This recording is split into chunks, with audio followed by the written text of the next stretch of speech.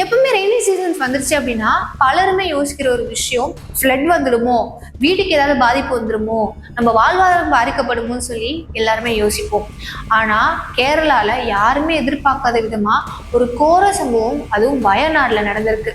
வயநாடு பாத்தீங்க அப்படின்னா மேக்சிமம் அது ஒரு டூரிஸ்ட் பிளேஸ்னு சொல்லுவாங்க. ஆனா அங்க நிறைய நிலச்சரிவுகளும் நடந்திருக்கு. யாருமே எதிர்பார்க்காத விதமா திடீர்னு நிலச்சரிவு வந்து, அதுவும் ஒரு மிகப்பெரிய நிலச்சரிவு வந்து நின்றுட்டு இருந்த லாரியில இருந்து மனுஷங்கள்ல இருந்து எல்லாத்தையுமே அடிச்சுட்டு போயிருக்கு. இதுல பலருமே மண்ணுல சிக்கி இறந்தும் போயிருக்காங்க, உள்ள மாட்டிட்டும் இருக்காங்க. இறந்து போனவங்க எத்தனை பேர்னு இன்னும் நமக்கு தெரியல.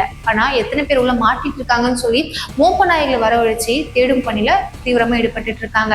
லேண்ட்ஸ்லைட் பாத்தீங்க அப்படின்னா பொதுவா கேரளால மட்டும் நடக்குதுன்னு சொல்ல, நிறைய இடத்துல இந்த பாதிப்பு நடந்துட்டே இருக்கு. இயற்கை ஏதாவது ஒரு விஷயத்துல சின்னதா நம்ம ஒரு பாதிப்பு உண்டாக்குனா இயற்கை திரும்பி நமக்கு 100 மடங்கு கொடுக்குன்னு சொல்லி பலருமே கருத்துக்கள் தெரிவிச்சிட்டு இருக்காங்க. இவ்வளவு பெரிய கோர சம்பவம் நடந்திருக்கு. உயிரிழப்புகள் எதுவும் பெரிதா இருக்கக்கூடாதுன்னு சொல்லி நீங்க ப்ரே பண்ணிக்கோங்க. எஸ்கே டெலிவிஷனை லைக் பண்ணுங்க, ஷேர் பண்ணுங்க, மறக்காம சப்ஸ்கிரைப் பண்ணிக்கோங்க.